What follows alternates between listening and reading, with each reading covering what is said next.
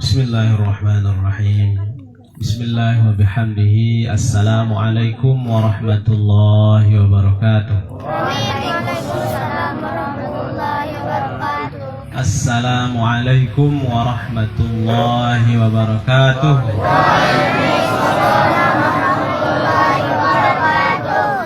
Alhamdulillahi rabbil alamin. Wa sallallahu wasallam ala sayyidina wa habibina wa syafi'ina Muhammadin wa ala alihi wa sahbihi at-tayyibin at-tahirin. Salat ahlus samawati wal aradin fi kulli lamhatin wa nafasin bidawami milkillahi rabbil alamin. Bapak Kepala Desa Genglang yang kita hormati dan kita cintai, Bapak, Ibu, para hadirin jamaah sekalian, wabil khusus Ayahanda Bapak Haji Murdi yang selaku sahibul hajah, beliau yang punya hajat, punya undangan pada kita semua untuk pada malam hari ini kita diundang dalam rangka tasyakuran atas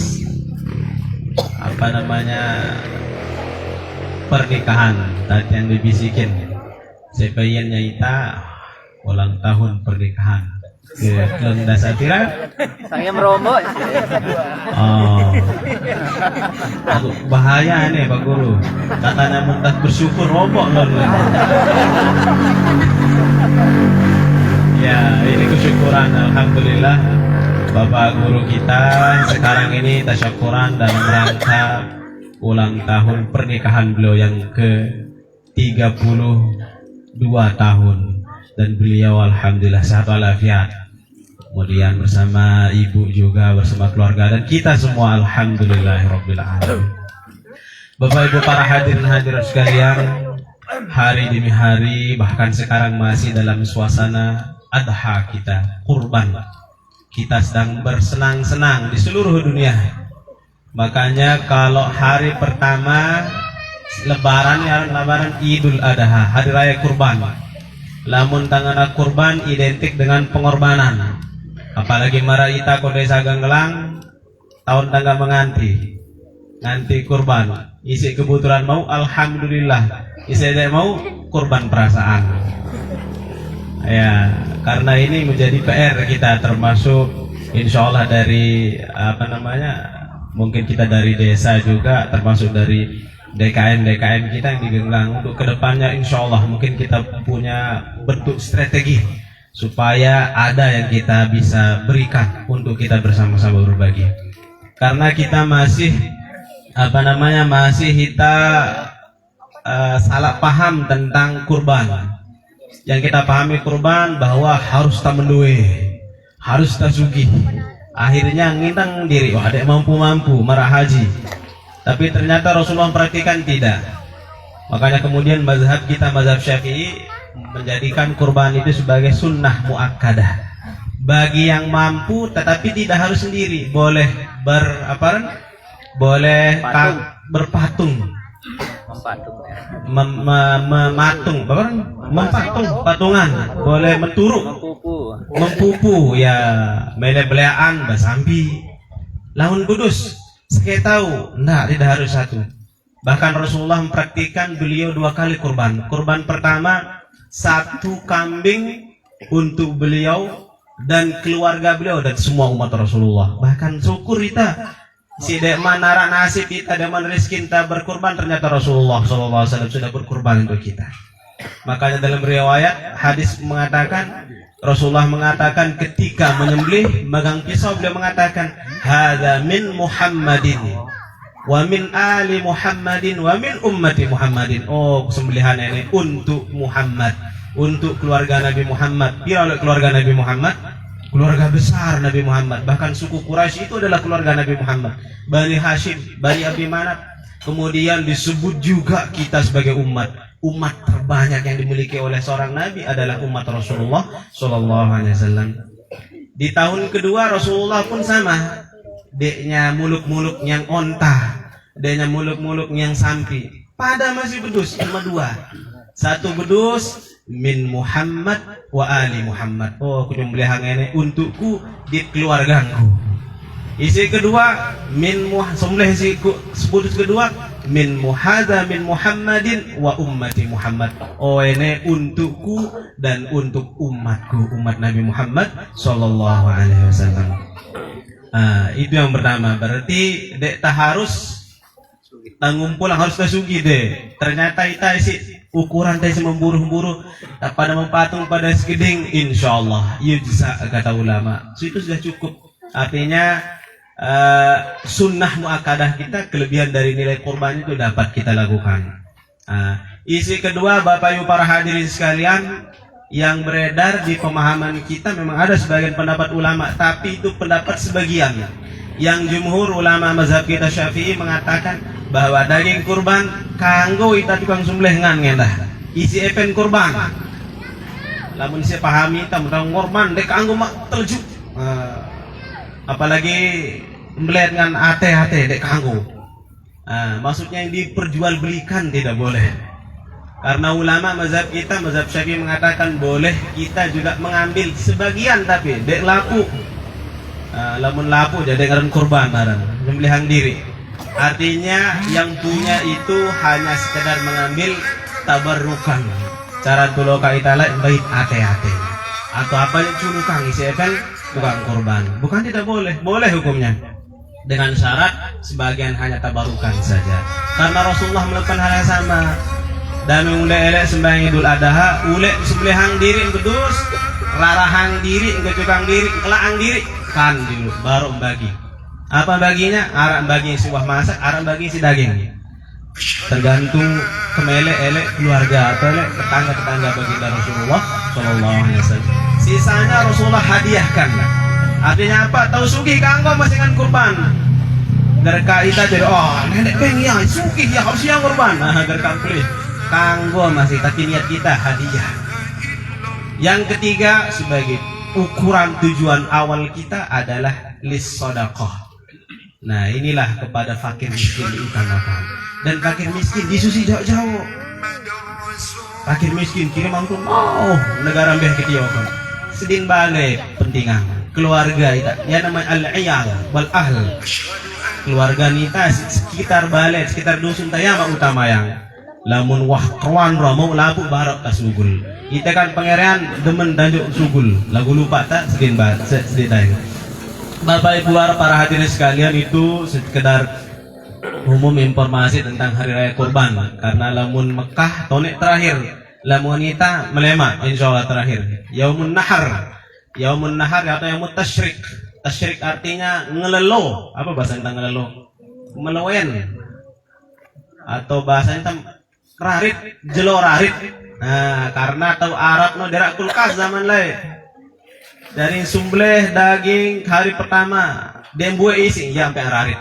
Masih kesempatan hari kedua, hari ketiga. Nah, itu Yaumun Nahar. Di sana diharamkan kita berpuasa. Kenapa? Kita pesta pora di situ, memakan daging-daging kurban, memakan semua sedekah-sedekah orang. Lagu lamun tu Arab ratanya kurban. Lamun ita lamun isi taparan menyembelih biasa beli daging arak isi korban deh.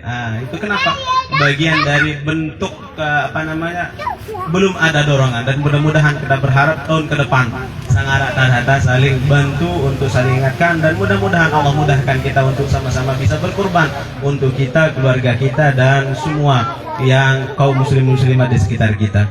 Bapak Ibu para hadirin hadirat sekalian, kurban juga bukan sekedar kita berbagi, tapi bagian dari nilai kesyukuran kita kepada Allah Subhanahu wa taala, dan merupakan salah satu cara kita ibadah. Zaman Nabi Adam dipraktikkan cara kurban.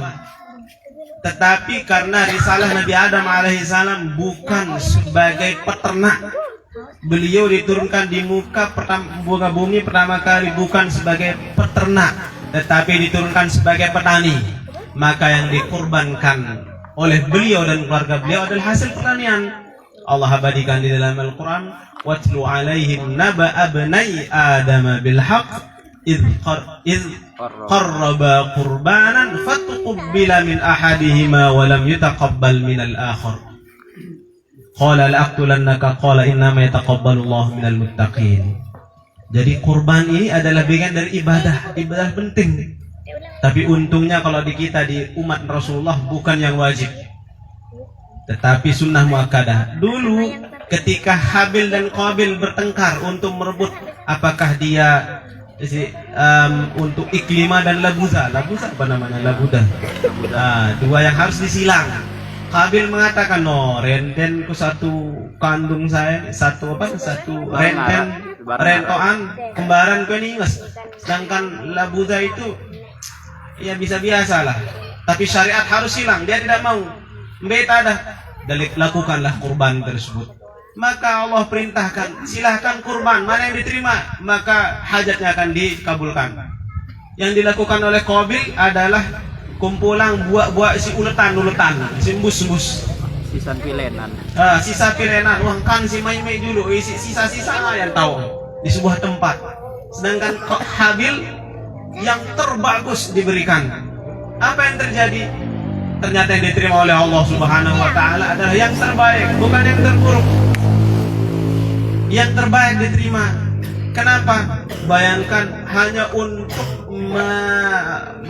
menguatkan keinginannya, dia lupa kewajiban dia meminta kepada Allah Subhanahu wa taala.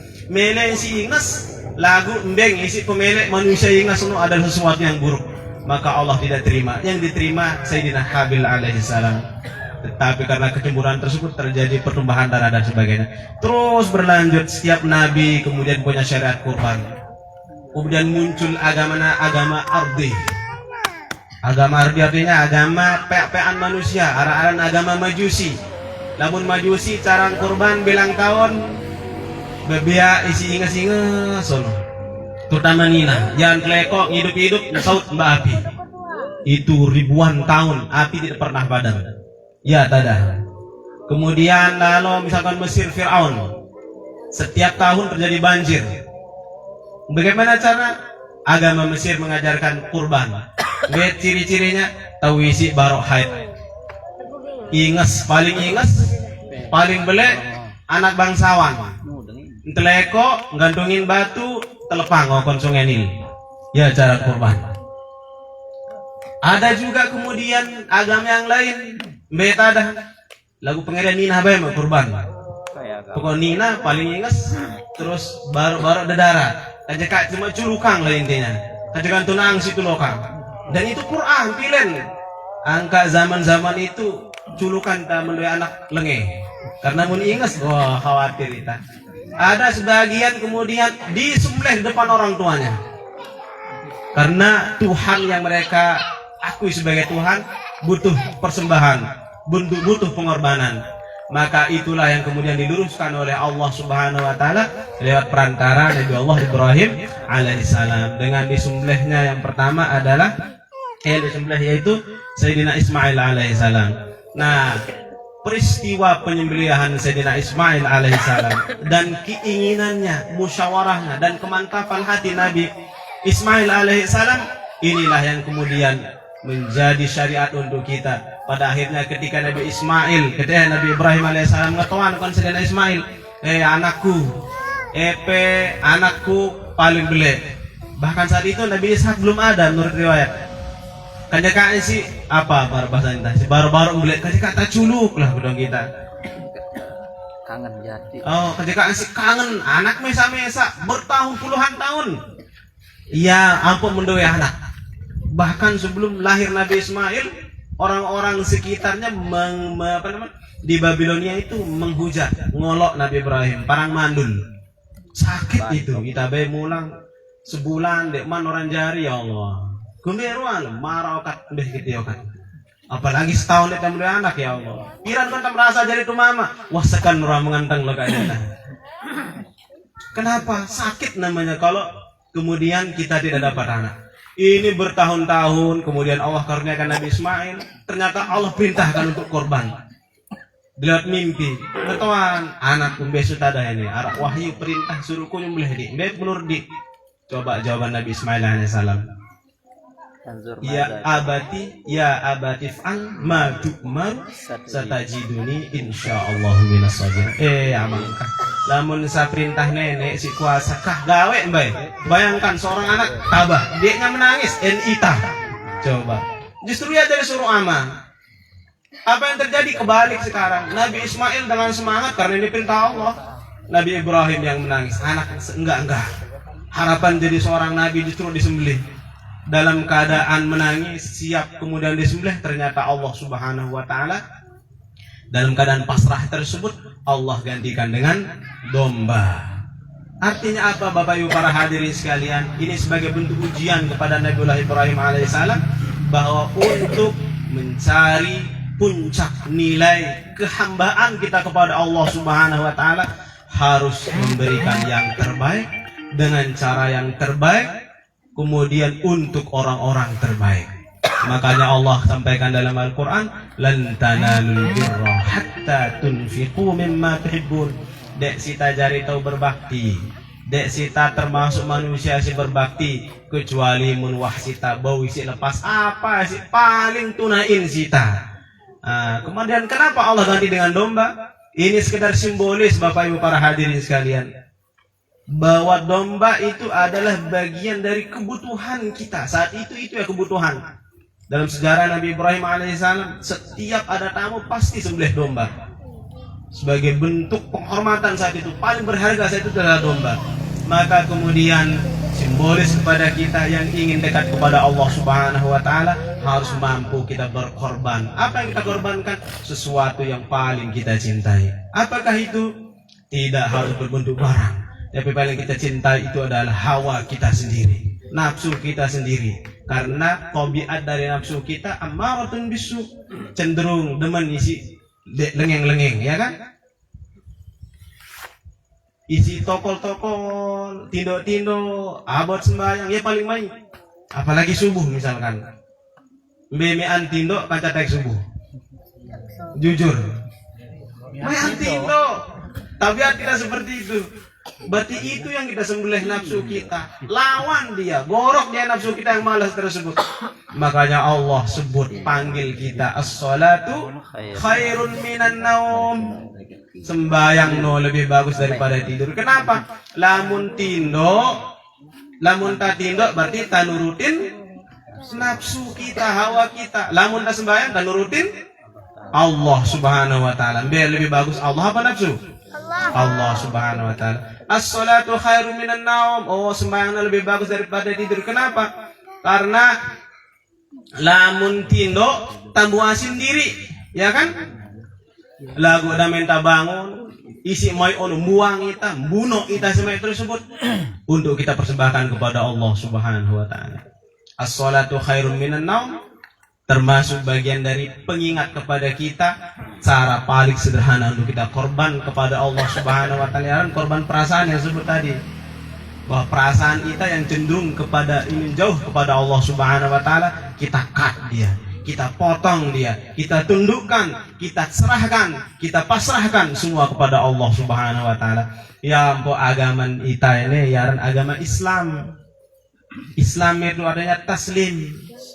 Aslama yuslimu islaman bahwa muslimun wazaka muslim, bahwa agama kita Islam ini berasal dari kata aslama, artinya pasrah, totalitas menyerahkan diri, sebagaimana Nabi Ibrahim totalitas menyerahkan dirinya dan putranya untuk Allah Subhanahu wa taala. Kemudian Rasulullah diutus sebagai cucu daripada Nabi Ibrahim alaihissalam, membawa risalah dan millah Nabi Ibrahim alaihissalam juga sama, totalitas untuk Allah Subhanahu wa taala. Makanya secara umum kemudian Allah Subhanahu wa taala mengingatkan kita untuk mencapai ridha Allah Subhanahu wa taala, disuruh kita berjihad. Bagaimana berjihad? Wajahidu bi amwalikum wa anfusikum. Berjuang kepada Allah dengan harta kalian. Isi mudah harta. Sedang mudah harta dengan jiwa kalian. Artinya berperang, tidak ada berperang. Bagaimana? Jiwa itu kita tundukkan kepada Allah Subhanahu wa taala, taat kepada Allah Subhanahu wa taala. Maka alhamdulillah Bapak Ibu para hadirin sekalian, yang kemudian kemarin sang dek mau kurban, tetapi pada malam ini kita kurbankan kesenangan kita, Kita korbankan perasaan kita sebentar, ya kesenangan sesaat untuk kita berkumpul. Untuk apa? Melakukan kesyukuran kepada Allah Subhanahu wa taala. Kita bersabar untuk memuji baginda Rasulullah sallallahu alaihi wasallam. Bersabar untuk mengingat kemuliaan Rasulullah sallallahu alaihi wasallam. Semuanya mudah-mudahan dicatat sebagai bentuk kebaktian kita kepada Allah Subhanahu wa taala.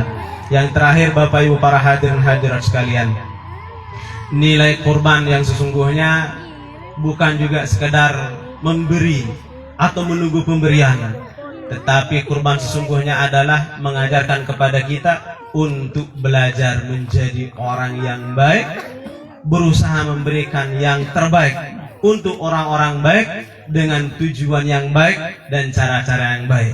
Ajaban lil amril muslim kullu ma yaf'aluhu khair. Si hebat arantau muslim, kata Rasulullah sallallahu alaihi wasallam, apa-apa gaweknya bagus.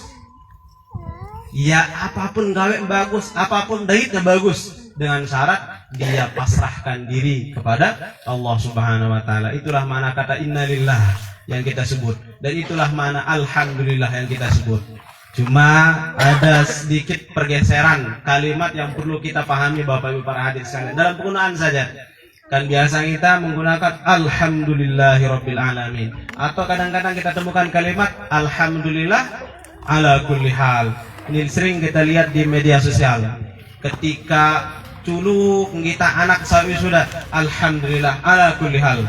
Ketika dapat nikmat ditulis alhamdulillah atau diucapkan alhamdulillah ala kulli hal.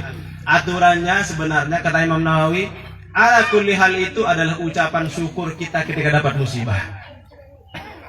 Kalau dalam bentuk nikmat yang nyata kita ucapkan alhamdulillahirabbil alamin. Lamun musibah selain kita ucapkan innalillahi wa inna ilaihi rajiun, kita ucapkan alhamdulillah ala kulli hal. Maknanya apa? Ya penilai tuloka kita. Ada di ratu lombok lapu-lapu untung, ya kan? Kita batur mata dulu. Alhamdulillah ala kulli hal. Lamun ini keras barangan bersyukur lah. Demen kita batur mata. Artinya itu kita ucapkan. Ala kulli hal itu ketika kita dapat musibah. Disuita. Damir bak lengkong polak naik. Apa leng? Alhamdulillah ala kulli hal. Kenapa? Untung deh nyampes. Untung deh mate. Wah mate. Alhamdulillah. Untung deh lolo. Wah lolo, alhamdulillah, untung, lapu untung, baik kan? Artinya musibah itu syai, kata Allah Subhanahu wa taala. Sekedi, lalu memang berat. Wala nabluwannakum bisyai'in. Kami pasti akan menguji kalian dengan sesuatu yang sedikit, tapi sedikit ini berat. Tetapi bagi orang-orang yang taqarrub kepada Allah Subhanahu wa taala, selain ucapan innalillah, dia tidak lupa juga mengucapkan alhamdulillah ala kulli hal. Dalam segala hal pujian memang cocok untuk Allah Subhanahu wa taala. Makanya sebagian guru-guru kita, tuan guru kita kalau menyampaikan takziah, apa katanya? Dalam suasana musibah tidak lupa juga bahkan tidak menghalangi kita untuk terus bersyukur. Kenapa? Untung disuita kan? Baru kilak sekali untung dek. Nah, semua laku untung. Nilai untung itu berbentuk nikmat dari Allah Subhanahu wa taala, wajib kita syukuri. Bahkan ucapan hamdalah itu juga harus kita syukur. Ulama mengatakan wa fi kulli lafzil hamdi hamdun. Laku ucapan hamdalah itu juga harus kita hamdalah lagi. Sebaliknya wa kulli kalimatil istighfari istighfar. Laku ucapan istighfar kita istighfarkan lagi. Mananya apa? Oh, dan kamu belum tahu mengucapkan alhamdulillahirabbil alamin. Itu nikmat, tidak semua orang mampu mengucapkannya. Tidak semua orang mampu bisa merasakannya. Maka ucapan syukur itu kita syukuri lagi. Sebaliknya ketika kita istighfar, menyesali sebuah kesalahan tersebut atau kesalahan apapun, kita istighfar, juga perlu kita istighfar lagi. Yang kita istighfarkan adalah istighfar kita awal. Kenapa? Karena kadang-kadang kita ucapkan istighfar tapi hati kita tidak masuk. Kadang-kadang hati kita masuk, kita ucapkan istighfar, tapi beberapa detik kemudian kita jatuh di lubang yang sama. Tidak bosan-bosan kita istighfar, dan banyak beristighfar, banyak mohon ampun. Itu bagian dari ciri-ciri kecintaan Allah Subhanahu wa taala kepada kita semua. Bapak Ibu para hadirin hadirat sekalian, alhamdulillah sekali lagi malam ini dalam suasana syukur kita nalaku suasana Idul Adha, mudah-mudahan panjang umur, murah rezeki, sehat walafiat, bertemu kemudian dengan adha selanjutnya ke depan, dan khusus untuk Saiful Hajah, guru kita Bapak Haji Murdi, mudah-mudahan diberikan kesehatan dan keafiatan bersama keluarga dan semua yang berkaitan dengan beliau, umur beliau, waktu beliau, harta beliau, semuanya dijaga dan diberkahi oleh Allah Subhanahu wa taala. Hadanallahu wa iyyakum ajma'in. Kurang lebihnya nunas maaf. Wallahul muwaffiq wal hadi ila sabilir rasyad. Wassalamualaikum warahmatullahi wabarakatuh.